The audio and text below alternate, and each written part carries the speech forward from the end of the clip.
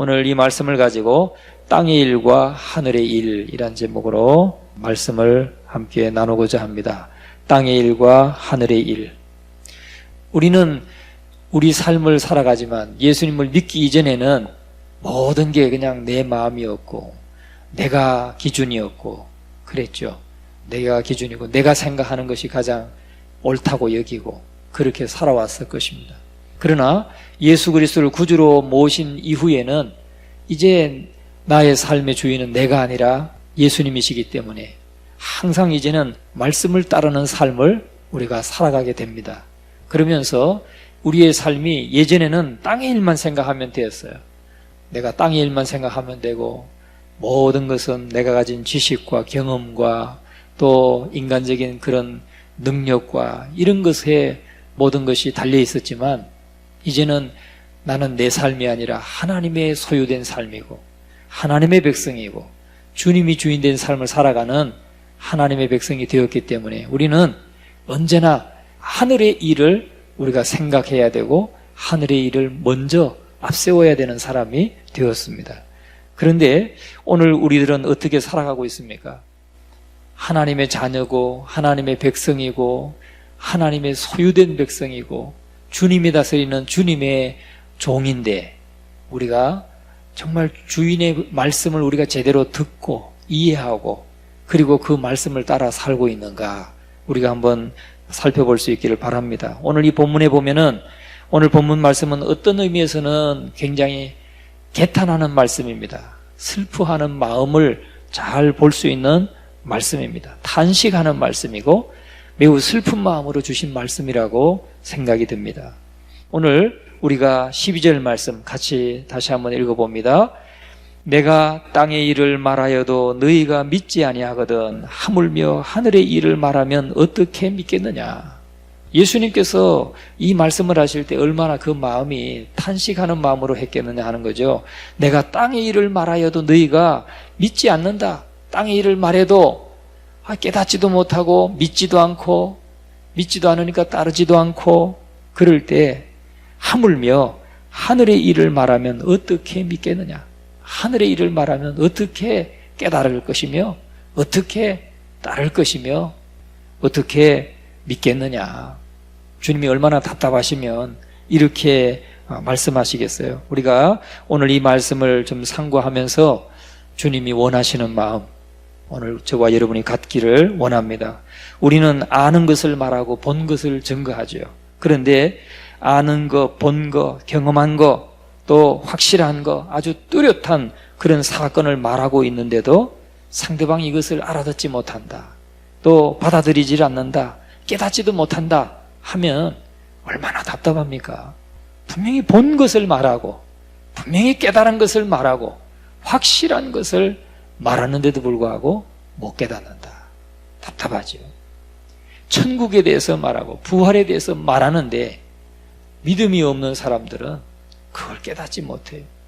또 믿음으로 화합하지도 않습니다. 그건 당신의 말이고 내 생각은 달라. 난 그렇게 믿지 않아. 이렇게 할 때 얼마나 답답하겠어요. 주님께서도 오늘 이 말씀을 이렇게 천국에 대한 말씀, 하늘에 대한 말씀을 하는데도 불구하고 니고데모는 제대로 이해하지 못했다는 거예요. 이해하지 못하니까 주님은 답답하셨다 하는 것입니다. 참으로 괴로운 일입니다. 이것은 단절된 관계가 우리의 마음을 아프게 한다는 것을 우리에게 보여주고 있는 것입니다. 사실 우리는 자신의 인격과 자신의 존재를 누구를 통해서 우리가 볼 수 있냐면 다른 사람을 통해서 우리가 보게 되는 거예요. 내 인격, 또 나의 존재, 이것은 타인으로부터 확인한다는 거죠. 타인과의 관계가 없으면 이걸 확인할 방법이 없어요. 그냥 제 잘난 멋에 사는 거죠. 그런데 다른 사람과의 관계 속에서 이것이 탁 막히고 이게 통하지 않을 때 얼마나 그 괴롭고 답답하겠습니까? 심리학자 웅겔슨마라고 하는 사람은 내가 나를 안다는 것은 다른 사람에 의해서 알려진 나를 아는 것이다. 그렇게 말했어요. 내가 나를 아는 것은 내 자신을 보고 아는 게 아니라 다른 사람에게 알려진 나를 안다는 거죠. 그러니까 다른 사람과의 관계 안에서 우리는 자기 존재를 확인하게 되어 있다는 겁니다. 우리 인생이란 사람, 다른 사람과의 관계 속에서 나 자신을 알게 되어 있다 하는 거죠. 여러분, 그런데 내 말이 다른 사람에게 통하지 않는다, 내가 경험한 것, 내가 확실하게 본 것을 말하는 건데도 사람들이 이 사실을, 이 증거를 받아들이지 않는다, 그러면 얼마나 그것이 괴로운 것이겠어요. 나는 하나님을 정말 분명하게 믿고 말씀이 막 믿어지기 때문에 믿고 전하는데 아이 남편은 세상 그냥 귀뚱으로 듣고 듣지도 않고 깨닫지도 못하고, 그럴 때 얼마나 그게 답답하고 괴로운 일인가 하는 것입니다. 이 때문에 내 존재 자체에 대해서 고통을 느끼게 되고 마침내는 자기 존재의 상실감을 느끼게 됩니다. 그래서 현대를 가리켜서 단절의 시대라 그렇게 말합니다. 단절의 시대. 그러면 단절의 시대라고 하는 것은 우리가 지나온 시대를 통틀어서 아마 지금 현대, 지금 현 시대, 우리가 살고 있는 지금이 가장 단절의 시대가 아닌가 그렇게 생각할 수가 있습니다. 의사소통에 대해서 또 심리학에 대해서 얼마나 연구가 많이 있습니까? 연구가 많이 있음에도 불구하고 소통하지 않아요. 그래서 화두가 소통이라는 말이죠. 소통. 그런데 현대가 가장 커뮤니케이션이 안 되는 시대로 전락하고 말았다는 것입니다. 그러면 이 단절의 시대에 세 가지가 있습니다. 단절에는 세 가지가 있는데, 첫째, 언어의 단절. 말이 안 통한다는 거죠. 왜냐하면 용어가 틀립니다. 예를 들어서 사랑, 그러면 제가 생각하는 사랑이라고 하는 개념하고 여러분이 생각하는 사랑의 개념이 다르다는 거죠. 그러니까 서로가 다른 말을 하고 있다는 거예요. 한국말을 하는 건 분명한데 받아들이는 사람과 전하는 사람이 이게 소통이 안 된다는 거죠. 정치판에 대통령이 나와서 이렇게 담화하는 것만 들어봐도 어떻습니까? 그분이 말하는 그 단어의 의미와 우리가 생각하는 그 단어의 의미가 틀려요. 그러니까 지금 난리가 난 거 아닙니까? 그런 거죠. 왜 알아듣지 못합니까? 언어가 다르기 때문이라는 거죠. 언어가 다르기 때문에. 언어가 다르면 언어가 단절이 온다는 것입니다. 요즘에는 젊은이들이 SNS나 이런 걸 이렇게 스마트폰을 사용할 때 아주 줄임말을 많이 쓰죠. 줄임말 또는 축약어 이런 것들을 많이 씁니다. 우리는 잘 알아듣지도 못하는 그런 말들을 많이 쓰더라고요. 그러니까 대한민국 한국말이긴 한데 이게 언어가 통하지 않는 것입니다. 두 번째는 학문의 단절이 있습니다. 학문의 단절. 전부가 각기 협소한 의미에서 전문성을 추구하죠. 그래서 단절이 옵니다. 박사 그러면 열불박자란 말인데 협소하게 자기가 그 연구한 분야에만 박사인 거예요. 분야만 알지 다른 분야는 아무것도 모르는 거죠. 그래서 우리가 참 세분화되고 많은 사람들이 연구도 많이 하지만 전문성을 추구하다 보니까 그 외에는 잘 알지 못한다 하는 단절이 있는 것입니다. 그래서 어떤 사람은 뭐 문학을 해도 어떤 사람은 영미문학을 전공하죠. 또 어떤 사람은 중국 문학을 전공하고 어떤 사람은 러시아 문학을 전공하고, 러시아 문학에 대해서만 알지 중국 문학에 대해서는 모르는 거죠.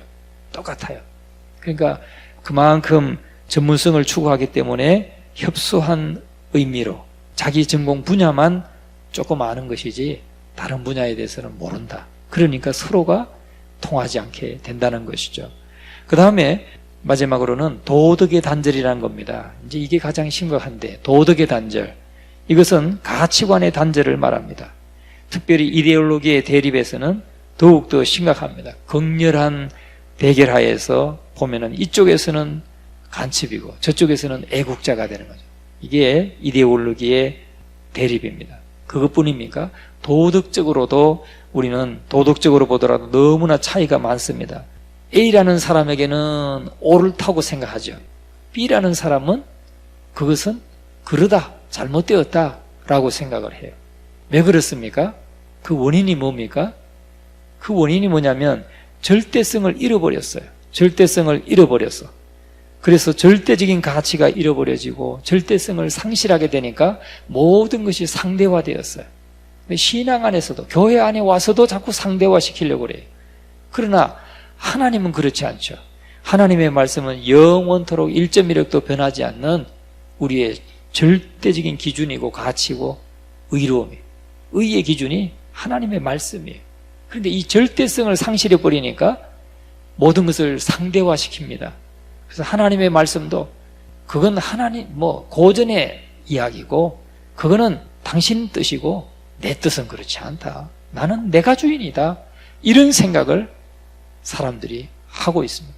근데 교회 안에 와서도 그렇게 할 때 그것은 이제 굉장한 문제가 되는 것이죠. 지금 주님이 하시는 말씀, 내가 땅의 일을 말하여도 너희가 믿지 아니하거든 하물며 하늘의 일을 말하면 어떻게 믿겠느냐. 이 말씀이 그냥 그대로 적용되는 것이죠. 여러분, 우리가 절대 가치를 상실했기 때문에 가치 기준이 있어야 뭔가 이것이 옳다 그르다를 분별하는데 다 자기가 가진 기준이 옳다고 생각하기 때문에 문제가 상당히 커지는 겁니다.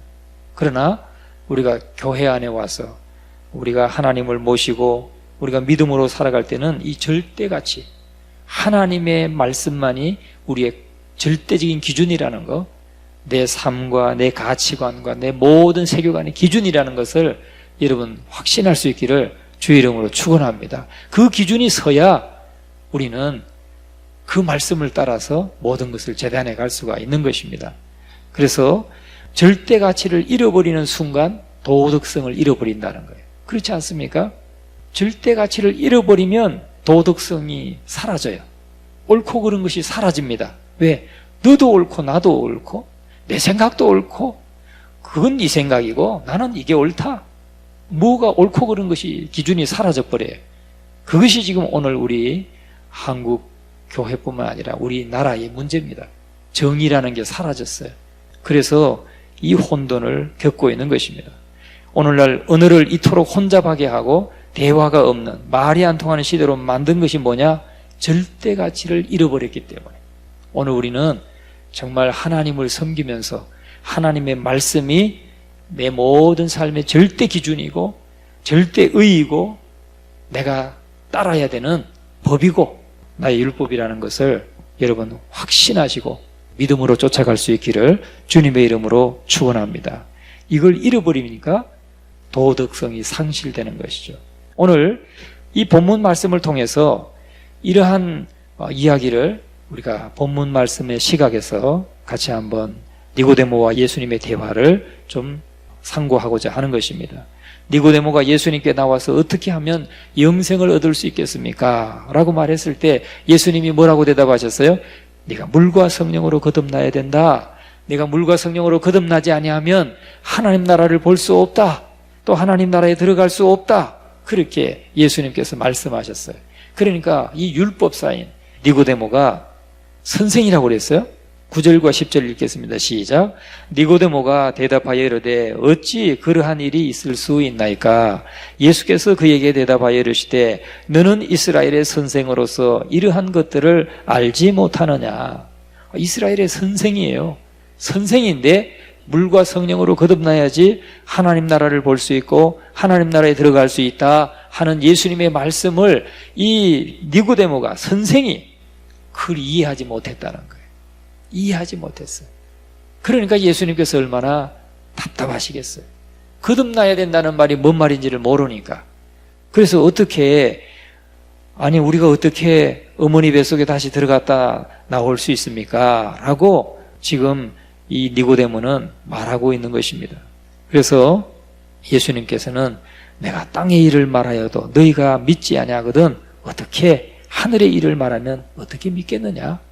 그렇게 말씀하시고 탄색하고 있는 거죠. 그러니까 거듭나지 아니하면 할 때 이 거듭나지 아니하면이란 말은 위로부터 나야 된다 이 말이에요.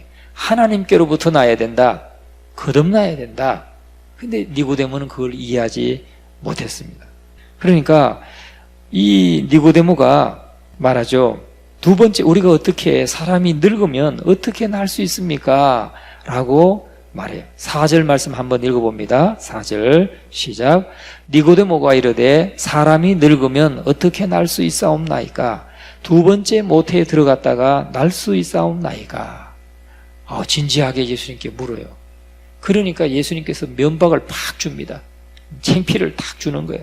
네가 10절에 보면 너는 이스라엘의 선생으로서 이러한 것들을 알지 못하느냐? 아니, 선생이 어떻게 이러한 걸 알지 못하느냐? 그런데 니고데모가 4절에서 한 말씀을 보면 참 얼토당치 않잖아요? 왜냐하면 사람이 늙으면 어떻게 날 수 있사옵나이까? 이 말은 자신의 입장에서 지금 비추는 거죠. 니고데모가 나이가 많다는 거예요.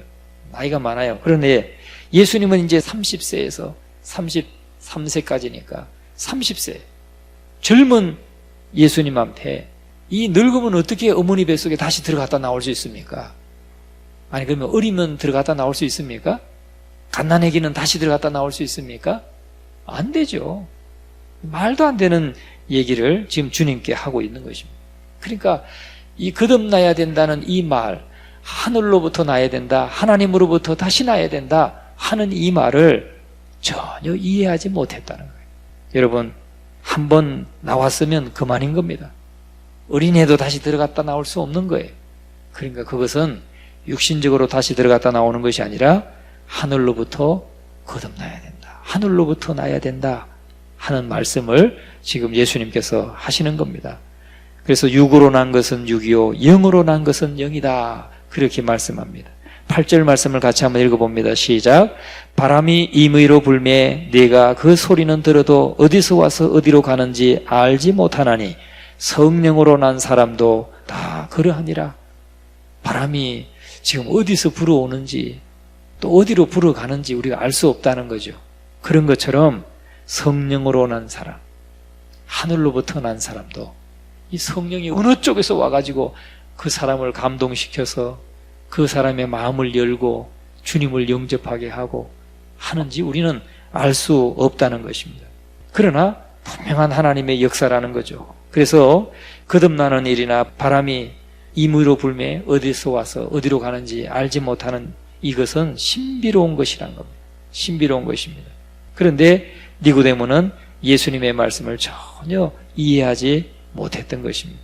여러분, 오늘 이 본문의 말씀은 바로 이런 상황에서 주어진 말씀이다 하는 것을 우리가 꼭 깨달을 수 있기를 바랍니다. 그러면 12절에 말씀하는 내가 땅의 일을 말하여도 너희가 믿지 아니하거든 하물며 하늘의 일을 말하면 어떻게 믿겠느냐, 이렇게 말씀하시는데, 여기서 땅의 일이라고 하는 건 뭡니까? 세상의 문제, 세상의 문제를 말하는 겁니다.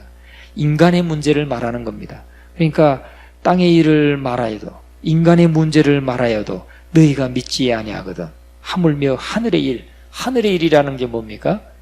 하나님의 일, 하나님과 관계된 그것을 말하고 있는 것입니다. 그러니까 이스라엘 백성들은 하나님을 직접적으로 지칭하는 것을 좀 꺼려했어요. 그래서 하나님을 가리키는 것을 하늘이라고 그렇게 지칭을 했습니다. 왜? 너는 너의 하나님 여호와 이름을 망령되이 일컫지 말라 하는 그 10계명 중 3계명이 있었기 때문에 이스라엘 백성들은 하나님에 대해서 굉장히 그렇게 하나님의 이름을 귀히 여기고 그렇게 사용을 했습니다. 그래서 하나님을 가리키는 겁니다. 이 하늘의 일을 말하면 너희가 어떻게 믿겠느냐. 이 하나님의 일은 어떻습니까? 하나님의 일은 사실 우리가 알 수 없죠. 알려고도 하지 않습니다. 모든 욕망의 초점이 우리 인간은 땅에 있습니다. 땅에 있기 때문에 하늘의 일을 생각지도 못하고 또 땅의 시각으로는 하나님의 말씀을 다 이해할 수도 없습니다. 성도들도 때때로 교회 나와서 예배 드릴 때 보면은 말씀을 듣고 저거는 내가 저 말씀을 듣고 내가 구원받고 내가 성장하고 내가 그리스도인으로서 바로 서는데 꼭 필요한 말씀이다, 이렇게 받기보다는 때로는 이거는 누가 들으면 딱 맞는 말씀인데 누가 좀 이 말씀 들었어야 되는데 이런 생각할 때가 있지 않습니까? 그런데 중요한 거는 내가 들어야 되는 거예요. 내가 듣고 내가 주님 앞에 내가 성장하고 내가 구원을 받고 내가 그리스도인으로서 바로 서는 것, 이것이 정말 우리에게 꼭 있어야 되는 것입니다. 그런데 모름지기 말씀은 내가 들어야 되는 거죠. 가장 중요한 것은 내가 들어야 되는 겁니다. 그래서 하늘을 향하는 마음이 없고 하나님과 나 사이에 직선적으로 열린 이런 열린 마음이 없기 때문에 우리는 그걸 제대로 들을 수 없다는 거죠. 오늘 이 밤에는 저와 여러분이 정말 하나님과 나 사이에 직통하는, 하나님과 나 사이에 그 어떤 장애물도 없이 내가 늘 하나님 말씀을 듣고 그걸 땅의 것으로 이해하지 않고 늘 그리스도의 생각을 하고 그리스도의 입장에서, 그리스도의 관점에서 자꾸 생각하고 예수님께서 말씀하시는 그 하나님의 의도를 바르게 깨닫고 그렇게 살아가는 오늘 저와 여러분이 되어야 될 줄로 믿습니다. 그래서 우리는 정말 니고데모가 땅의 일만 생각하는 사람이었기 때문에 예수님의 말씀을 다 이해할 수 없었습니다. 그러나 오늘 저와 여러분은 땅의 일만 생각하지 마시고 우리를 부르시고 우리를 통해서 하나님의 나라를 세워가시고자 하시는 하나님의 그 놀라운 계획을 바라보시고 믿음으로 그 하나님의 말씀을 들을 수 있기를 주님의 이름으로 축원합니다. 그래서 오늘 이 말씀의 핵심은 뭐냐? 예수님의 관심은 뭐냐면 예수님의 말씀의 그 주제는 우리의 관심사가 언제나 그리스도께 있어야 된다는 겁니다. 우리의 관심사가 늘 그리스도께 있고 그리스도께서 생각하시는 것과 같은 생각을 하도록 해야 된다는 것을 말씀해주고 있는 것입니다. 그래서 13절 보면 하늘에서 내려온 자 곧 인자 외에는 하늘에 올라간 자가 없느니라. 모세가 광야에서 뱀을 든 것 같이 인자도 들려야 하리니 이는 그를 믿는 자마다 영생을 얻게 하려 하심이니라. 예수님의 말씀은 우리의 관심사가 늘 그리스도께 있어야 된다는 것, 그리고 그리스도께서 생각하시는 대로 우리가 생각해야 된다는 것을 말씀하고 있는 것입니다. 오늘 저와 여러분은 늘 하나님의 나라를 생각하고 그리스도의 초점에서 늘 바라볼 수 있게 되기를 주님의 이름으로 축원합니다. 그래서 하나님의 나라는 땅의 나라가 아니라는 것을 꼭 기억하시고 그것은 영원한 나라이고 또 주님이 다스리시는 나라이고 그것은 땅의 관점이나 땅의 생각으로는 도저히 이해할 수 없는 것이라는 것, 그것을 꼭 기억하셔서 우리는 우리의 관심을 하나님 나라에 두고 늘 그리스도의 말씀을 생각하는 우리 모두가 될 수 있기를 주님의 이름으로 축원합니다. 그래서 늘 기도할 때도 또 말씀을 읽을 때도 주님이 말씀하신 그 말씀을 기준으로 생각하고 우리의 관심과 우리의 초점으로 보지 않는 우리 모두가 될 수 있기를 간절히 축원합니다.